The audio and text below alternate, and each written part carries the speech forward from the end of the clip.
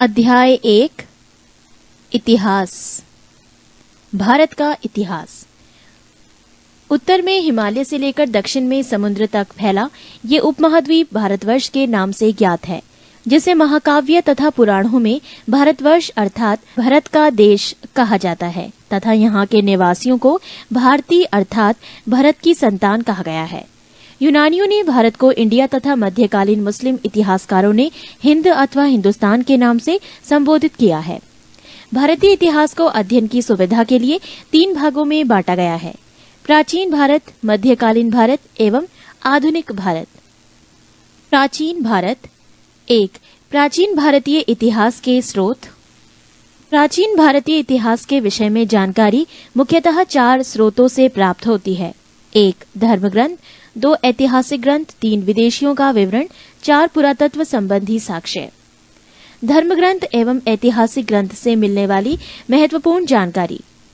भारत का सर्वप्राचीन धर्मग्रंथ वेद है, जिसके संकलनकर्ता महर्षि कृष्ण द्वैपायन वेद व्यास को माना जाता है। वेद 4 हैं: ऋग्वेद, यजुर्वेद, सामवेद एवं अर्थवेद। ऋग्वेद ऋचाओं के क्रमबद्ध ज्ञान के संग्रह को ऋग्वेद कहा जाता है। इसमें 10 मंडल, 1028 सूक्त, वाल खिल्य पाठ के 11 सूक्तों सहित एवं 10,462 ऋचाएं हैं। इस वेद के ऋचाओं के पढ़ने वाले ऋषि को होत्र कहते हैं। इस वेद से आर्य की राजनीतिक प्रणाली एवं इतिहास के बारे में जानकारी मिलती है। विश्वामित्र द्वारा रचित ऋग्वेद के दूसरे मंडल में सूर्य देवता सावित्री को समर्पित प्रसिद्ध गायत्री मंत्र है। इसके 9वें मंडल में देवता सोम का उल्लेख है। इसके 8वें मंडल की हस्तलिखित ऋचाओं को खिल कहा जाता है। चातुर्वर्णीय समाज की कल्पना का आदि स्रोत ऋग्वेद के 10वें मंडल में वर्णित पुरुष सूक्त है, जिसके अनुसार 4 वर्ण ब्राह्मण, क्षत्रिय, वैश्य तथा शूद्र आदि पुरुष ब्रह्मा के क्रमशः मुख, भुजाओं, जंघाओं और चरणों से उत्पन्न हुए। नोट: धर्मसूत्र 4 प्रमुख जातियों की स्थितियों, व्यवसायों, दायित्वों, कर्तव्यों तथा विशेष अधिकारों में स्पष्ट विभेद करता है। वामन अवतार के 3 पगों के आख्यान का प्राचीनतम स्रोत ऋग्वेद है। ऋग्वेद में इंद्र के लिए 250 तथा अग्नि के लिए 200 ऋचाओं की रचना की गई है। नोट: प्राचीन इतिहास के साधन के रूप में वैदिक साहित्य में ऋग्वेद के बाद शतपथ ब्राह्मण का स्थान है। यजुर्वेद सस्वर पाठ के लिए मंत्रों तथा बलि के समय अनुपालन के लिए नियमों का संकलन यजुर्वेद कहलाता है।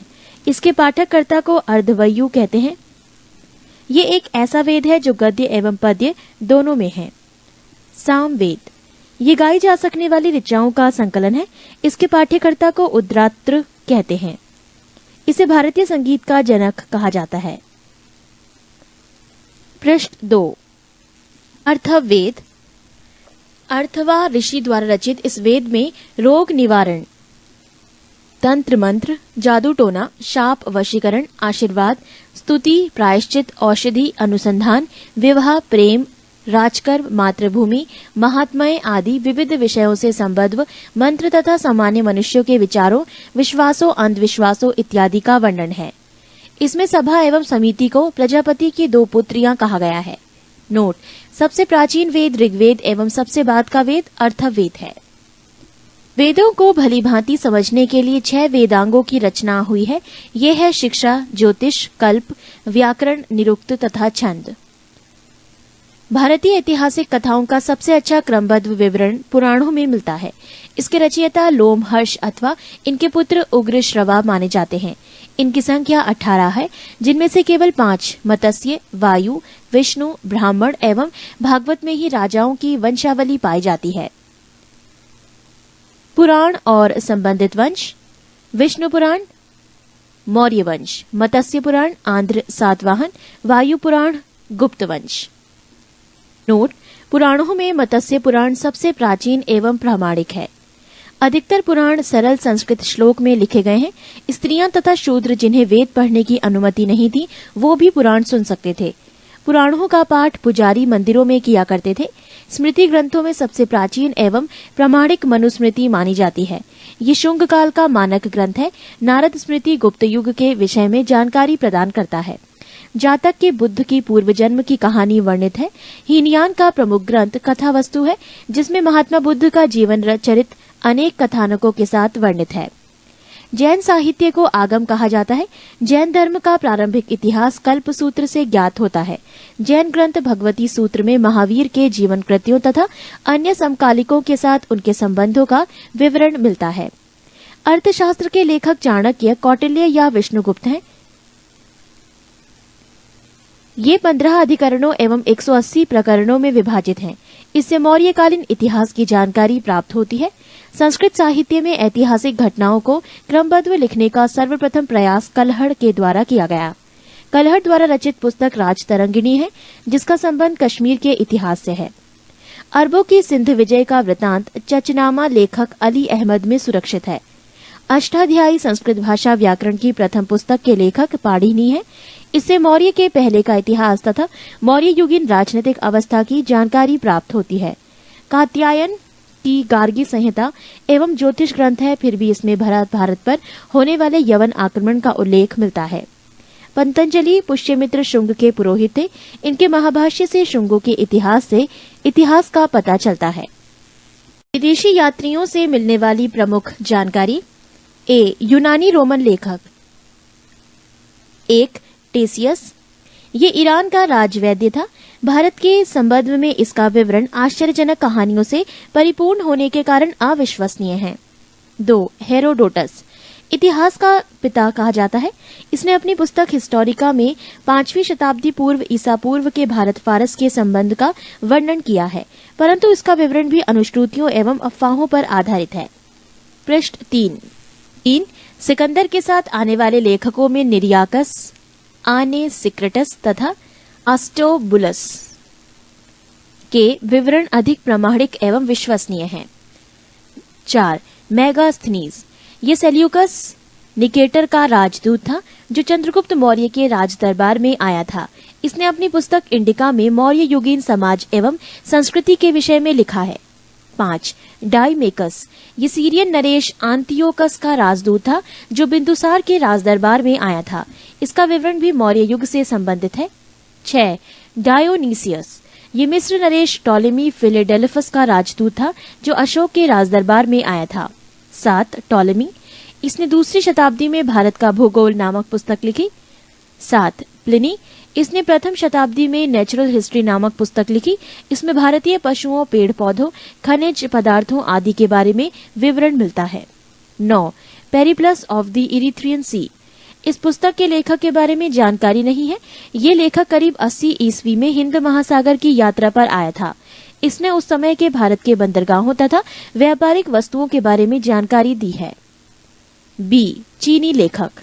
1. फाहियान। ये चीनी यात्री गुप्त नरेश चंद्रगुप्त द्वितीय के दरबार में आया था। इसने अपने विवरण में मध्य प्रदेश के समाज एवं संस्कृति के बारे में वर्णन किया है। इसने मध्य प्रदेश की जनता को सुखी एवं समृद्ध बताया है। 2. संयुगन। ये 518 ईस्वी में भारत आया। इसने अपने 3 वर्षों की यात्रा में बौद्ध धर्म की प्राप्तियां एकत्रित की। 3. हुएनसांग। ये हर्षवर्धन के शासनकाल में भारत आया था। हुएनसांग 629 ईस्वी में चीन से भारतवर्ष के लिए प्रस्थान किया और लगभग 1 वर्ष की यात्रा के बाद सर्वप्रथम ये भारतीय राज्य कपिशा पहुंचा। भारत में 15 वर्षों तक ठहरकर 645 ईस्वी में चीन लौट गया। वो बिहार में नालंदा जिला स्थित नालंदा विश्वविद्यालय में अध्ययन करने तथा भारत से बौद्ध ग्रंथों को एकत्र कर ले जाने के लिए आया था।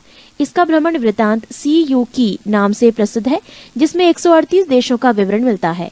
इसने हर्षकालीन समाज, धर्म तथा राजनीति के बारे में वर्णन किया है। इसके अनुसार सिंध का राजा शूद्र था। नोट: हुएनसांग के अध्ययन के समय नालंदा विश्वविद्यालय के कुलपति आचार्य शीलभद्र थे। 4. इत्सिंग। ये 7वीं शताब्दी के अंत में भारत आया। इसने अपने विवरण में नालंदा विश्वविद्यालय, विक्रमशिला विश्वविद्यालय तथा अपने समय के भारत का वर्णन किया है। C. अरबी लेखक। 1. अलबरूनी। ये महमूद गजनवी के साथ भारत आया था।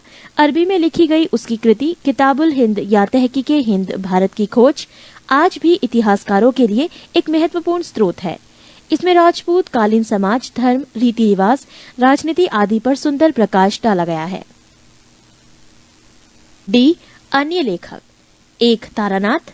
ये एक तिब्बती लेखक था। इसने कंग्यूर तथा तंग्यूर नामक ग्रंथ की रचना की। इनसे भारतीय इतिहास के बारे में जानकारी मिलती है। 2. Marco Polo. ये 13वीं शताब्दी के अंत में पांड्य देश की यात्रा पर आया था। इसका विवरण पांड्य इतिहास के अध्ययन के लिए उपयोगी है। पुरातत्व संबंधी साक्ष्य से मिलने वाली जानकारी। 1400 ईसा पूर्व के अभिलेख बोगास कोई एशिया माइनर से वैदिक देवता मित्र, वरुण, इंद्र और नासत्य अश्वनी कुमार के नाम मिलते हैं। पृष्ठ 4।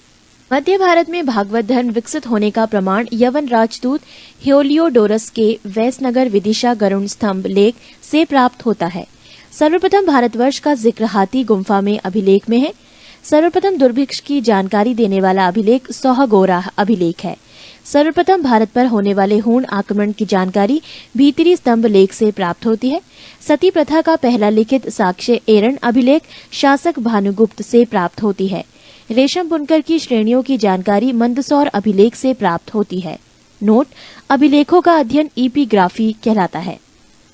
महत्वपूर्ण अभिलेख: अभिलेख और शासक, हाथी गुम्फा अभिलेख, तिथि रहित अभिलेख, शासक कलिंगराज खाकेल, जूनागढ़ गिरनार अभिलेख, शासक रुद्रदामन, नासिक अभिलेख, शासक गौतमी बलश्री, प्रयाग स्तंभ लेख, शासक समुद्रगुप्त, एहोल अभिलेख, शासक पुलकेशन द्वितीय, मंदसौर अभिलेख, शासक मालवा नरेश यशोधर्मन, ग्वालियर अभिलेख, शासक प्रतिहार नरेश भोज, भीतरी एवं जूनागढ़ अभिलेख, शासक स्कंदगुप्त, देवपाड़ा अभिलेख, शासक बंगाल शासक विजयसेन। कश्मीरी नवपाषाणिक पुरास्थल बुजुर्गहोम से गर्तावास गड्ढाघर का साक्ष्य मिला है। इनमें उतरने के लिए सीढ़ियां होती थीं। प्राचीनतम सिक्कों को आहत सिक्के कहा जाता है। इसी को साहित्य में काशार्पण कहा गया है। सर्वप्रथम सिक्कों पर लेख लिखने का कार्य यवन शासकों ने किया। समुद्रगुप्त की वीणा बजाती हुई मुद्रा वाले सिक्कों से उसके संगीत प्रेमी होने का प्रमाण मिलता है। अरिकेमेडु पदुचेरी के निकट से रोमन सिक्के प्राप्त हुए हैं। 2. प्रागैतिहासिक काल। जिस काल में मनुष्य ने घटनाओं का कोई लिखित विवरण उद्धृत नहीं किया उसे प्रागैतिहासिक काल कहते हैं। मानव विकास के उस काल को इतिहास कहा जाता है जिसका विवरण लिखित रूप में उपलब्ध है। आदि ऐतिहासिक काल उस काल को कहते हैं जिस काल में लेखन कला के प्रचलन के बाद उपलब्ध लेख पढ़े नहीं जा सके हैं। ज्ञानी मानव होमोसेपियस का प्रवेश इस धरती पर आज से लगभग 30 या 40 हजार वर्ष पूर्व हुआ। पूर्व पाषाण युग के मानव की जीविका का मुख्य आधार था शिकार। आग का आविष्कार पूरा पाषाण काल में एवं पहिए का नव पाषाण काल में हुआ। मनुष्य में स्थायी निवास की प्रवृत्ति नव पाषाण काल में हुई तथा उसने सबसे पहले कुत्ता को पालतू बनाया।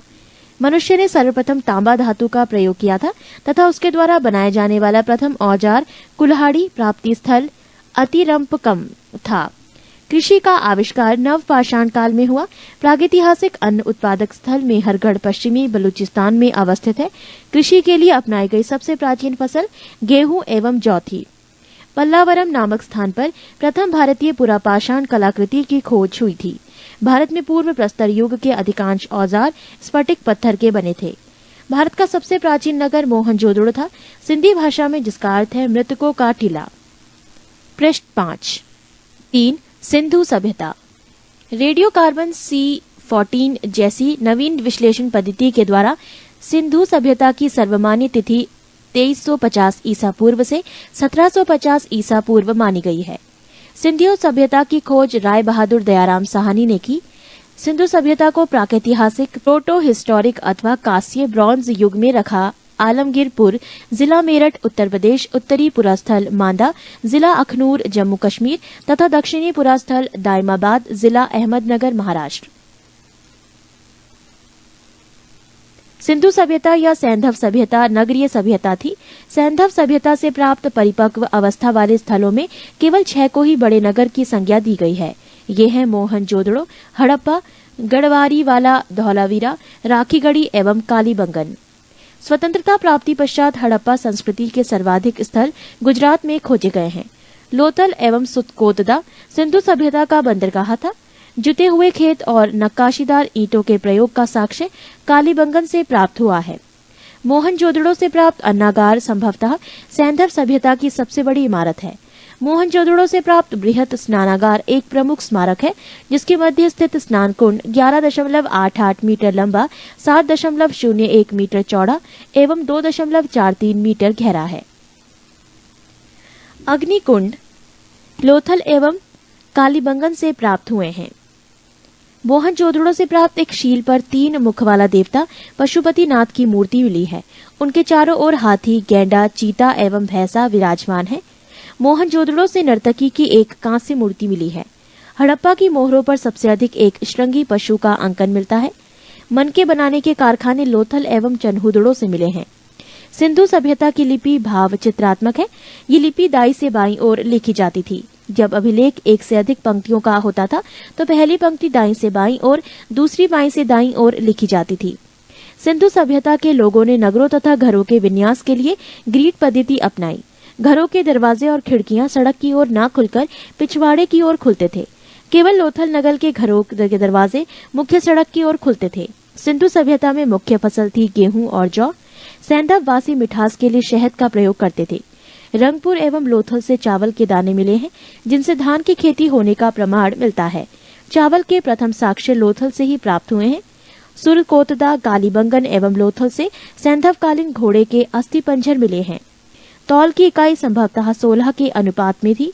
सैंधव सभ्यता के लोग यातायात के लिए 2 पहियों एवं 4 पहियों वाली बैलगाड़ी या भैंसा गाड़ी का उपयोग करते थे।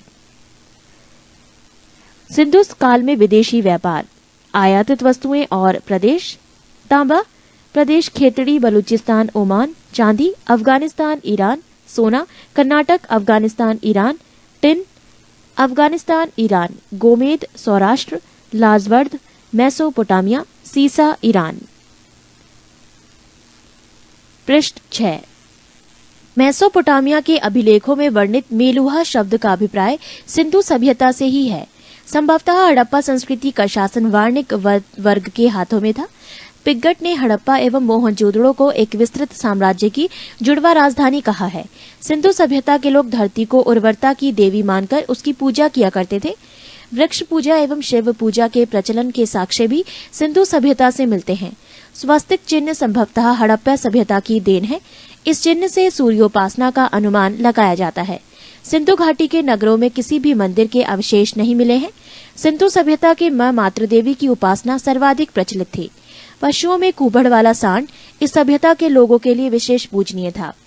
स्त्री मृण मूर्तियां, मिट्टी की मूर्तियां अधिक मिलने से ऐसा अनुमान लगाया जाता है कि सैंधव समाज मात्र सत्तात्मक था। सैंधववासी सूती एवं ऊनी वस्त्रों का प्रयोग करते थे।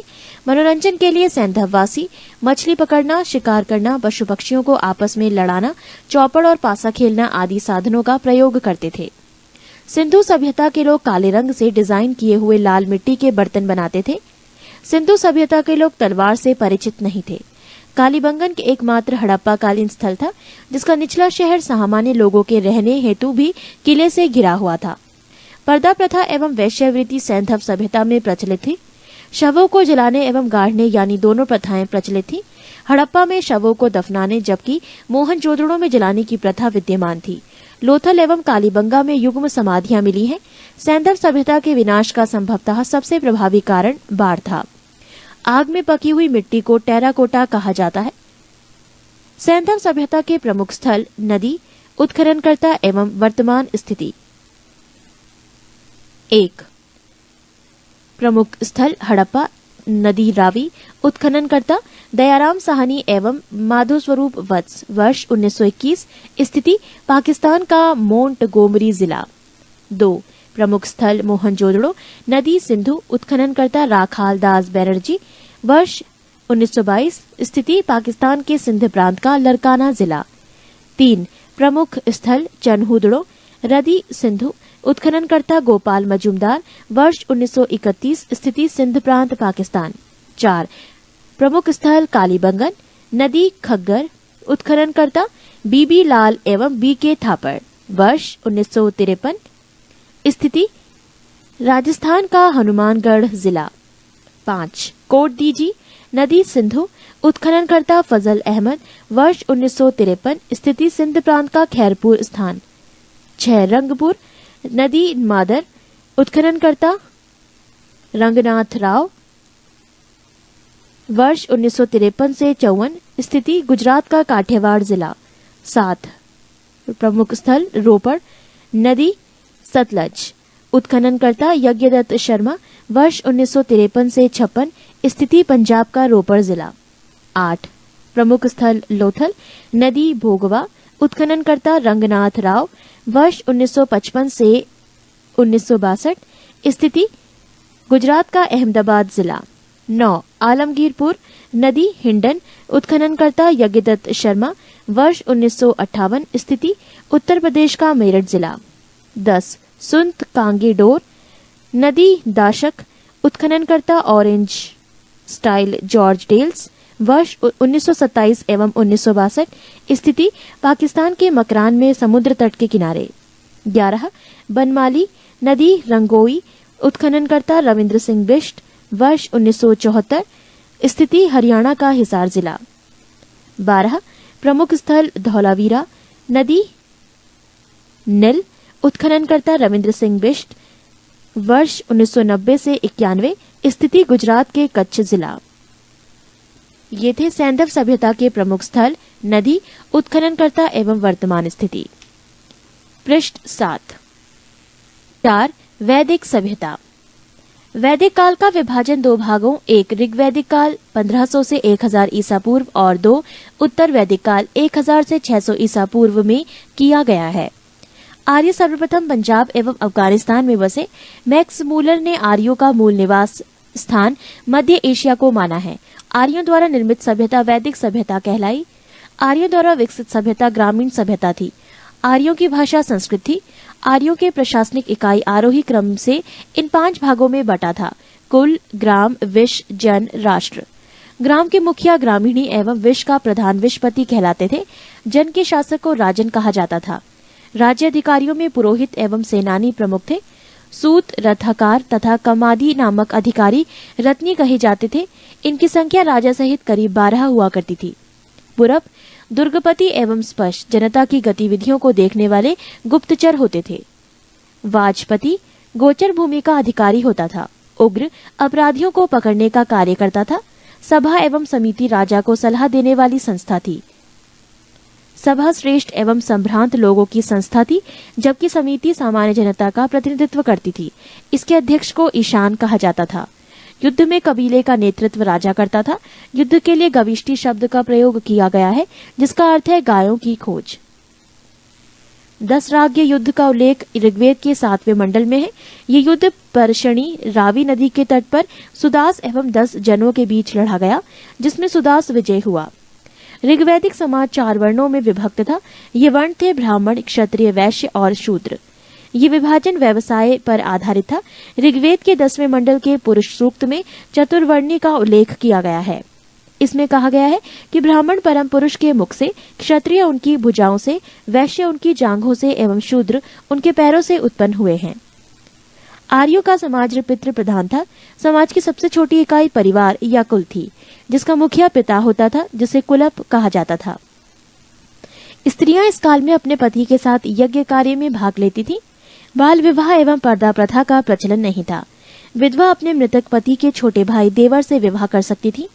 स्त्रियां शिक्षण ग्रहण करती थी। ऋग्वेद में लोपा मुद्रा, घोषा, सिक्ता, आपला एवं विश्वास जैसी विदुषी स्त्रियों का वर्णन है।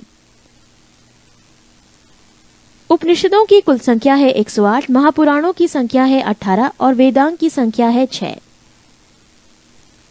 ये थी इनसे जुड़ी कुछ जानकारी।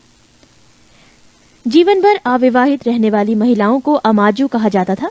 आर्यों की मुख्य पेय पदार्थ सोमरस था। ये वनस्पति से बनाया जाता था। आर्य मुख्यतः 3 प्रकार के वस्त्रों का उपयोग करते थे: 1 वास, 2 हदिवास और 3 ऊष्णीश। अंदर पहनने वाले कपड़े को नीवी कहा जाता था। आर्यों के मनोरंजन के मुख्य साधन थे संगीत, रथ दौड़, घुड़दौड़ एवं ध्रुत कीर्णा। इनसे जुड़ी कुछ और जानकारी। दिशा उत्तर वैदिक शब्द और राजा का नाम। दिशा पूर्व उत्तर वैदिक शब्द प्राची, राजा का नाम सम्राट। दिशा पश्चिम उत्तर वैदिक शब्द प्रतीची, राजा का नाम स्वराष्ट्र। दिशा उत्तर उत्तर वैदिक शब्द उदीची, राजा का नाम विराट। दिशा मध्य दक्षिण उत्तर वैदिक शब्द कुछ नहीं, राजा का नाम राजा भोज। ये थी कुछ अन्य जानकारी। पृष्ठ 8। आर्यों का मुख्य व्यवसाय पशुपालन एवं कृषि था। गाय को अधन्य न मारे जाने योग्य पशु को श्रेणी में रखा गया था। गाय की हत्या करने वाले या उसे घायल करने वाले के लिए वेदों में मृत्युदंड अथवा देश से निकाले की व्यवस्था की गई है। प्रमुख दर्शन एवं उसके प्रवर्तक। दर्शन और प्रवर्तक। चार्वाक प्रवर्तक चार्वाक, योग प्रवर्तक पतंजलि, सांख्य प्रवर्तक कपिल, न्याय प्रवर्तक गौतम, पूर्व मीमांसा प्रवर्तक जैमिनी, उत्तर मीमांसा प्रवर्तक बादरायण, वैशेविक प्रवर्तक कणाद या उलूक। आर्य का प्रिय पशु घोड़ा एवं सर्वाधिक प्रिय देवता इंद्र थे। आर्यों द्वारा खोजी गई धातु लोहा थी, जिसे श्याम अयस कहा जाता था। तांबे को लोहित अयस कहा जाता था। व्यापार हेतु दूर दूर तक जाने वाला व्यक्ति को पढ़ी कहते थे। लेन देन में वस्तु विनिमय की प्रणाली प्रचलित थी। ऋण देकर ब्याज लेने वाला व्यक्ति को वैकनॉट सूदखोर कहा जाता था। मनुष्य एवं देवता के बीच मध्यस्थ की भूमिका निभाने वाले देवता के रूप में अग्नि की पूजा की जाती थी। ऋग्वेद में उल्लिखित सभी नदियों में सरस्वती सबसे महत्वपूर्ण तथा पवित्र मानी जाती थी। ऋग्वेद में गंगा और यमुना का उल्लेख सिर्फ एक बार हुआ है। उत्तर वैदिक काल में इंद्र के स्थान पर प्रजापति सर्वाधिक प्रिय देवता हो गए थे। उत्तर वैदिक काल में राजा के राज्याभिषेक के समय राजसूय यज्ञ का अनुष्ठान किया जाता था। उत्तर वैदिक काल में वर्ण व्यवस्था की बजाय जन्म के आधार पर निर्धारित होने लगे थे। उत्तर वैदिक काल में हल को सिरा और हल रेखा की सीता कहा जाता था। उत्तर वैदिक काल में निष्क और शतमान मुद्रा की इकाइयां थी, लेकिन इस काल में किसी खास भार, आकृति और मूल्य के सिक्कों के चलन का कोई प्रमाण नहीं मिलता। सांख्य दर्शन भारत के सभी दर्शनों में सबसे प्राचीन है। इसके अनुसार मूल तत्व 25 हैं, जिनमें प्रकृति पहला तत्व है। सत्यमेव जयते मुंडकोपनिषद से लिया गया है। इसी उपनिषद में यज्ञ की तुलना टूटी नाव से की गई है। गायत्री मंत्र सवित्र नामक देवता को संबोधित है, जिसका संबंध ऋग्वेद से है। उत्तर वैदिक काल में कौशाम्बी नगर में प्रथम बार पक्की ईंटों का प्रयोग किया गया है। महाकाव्य 2 हैं, महाभारत एवं रामायण। महाभारत का पुराना नाम जय संहिता है। ये विश्व का सबसे बड़ा महाकाव्य है। गोत्र नामक संस्था का जन्म उत्तर वैदिक काल में हुआ। ऋग्वैदिक कालीन नदियां। प्राचीन नाम कृंभ, आधुनिक नाम कुर्रम। कुंभा, आधुनिक नाम काबुल। वितस्ता, आधुनिक नाम झेलम। आस्किनी, आधुनिक नाम चिनाब। परपशनी, आधुनिक नाम रावी। शतुद्री, आधुनिक नाम सतलज। विपाशा, आधुनिक नाम व्यास। सदानीरा, आधुनिक नाम गंडक। दृष्टद्रुति, आधुनिक नाम घग्गर। गोमती, आधुनिक नाम गोमल। सुवस्तु, आधुनिक नाम स्वात। ऋग्वैदिक कालीन देवता। देवता इंद्र, संबंध युद्ध का नेता एवं वर्षा का देवता। अग्नि, देवता एवं मनुष्य के बीच मध्यस्थ। वरुण, पृथ्वी एवं सूर्य के निर्माता। समुद्र का देवता, विश्व के नियामक एवं शासक। सत्य का प्रतीक, ऋतु परिवर्तन एवं दिन रात का कर्ता। द्यौ, आकाश का देवता, सबसे प्राचीन। सोम, वनस्पति देवता। उषा, प्रगति एवं उत्थान देवता। आश्विन, विपत्तियों को हरने वाला देवता। पूषण, पशुओं का देवता। विष्णु, विश्व के संरक्षक एवं पालनकर्ता। मरुत, आंधी तूफान का देवता। पृष्ठ 9। 5 महाजनपदों का उदय।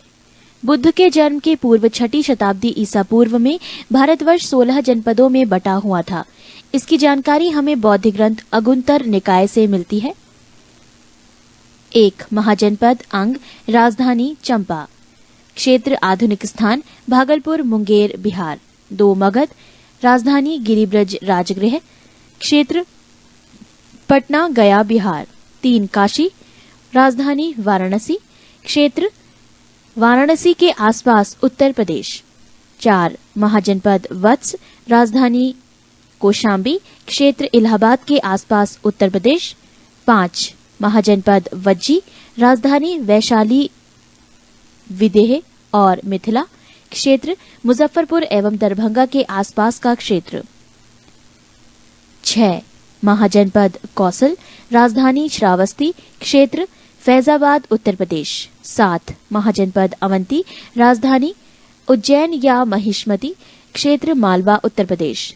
8 महाजनपद मल, राजधानी कुशावती, क्षेत्र देवरिया उत्तर प्रदेश। 9 महाजनपद पंचाल, राजधानी आहिचत्र कांपिल्य, क्षेत्र बरेलू बदायूं फर्रुखाबाद उत्तर प्रदेश।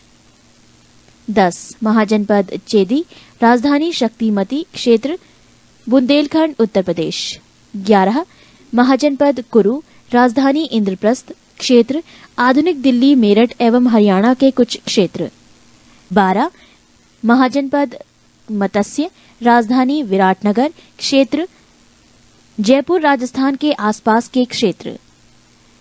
13 महाजनपद कंबोज, राजधानी हाटक, क्षेत्र राजौरी एवं हजारा, क्षेत्र उत्तर प्रदेश। 14 महाजनपद शूरसेन, राजधानी मथुरा, क्षेत्र मथुरा उत्तर प्रदेश।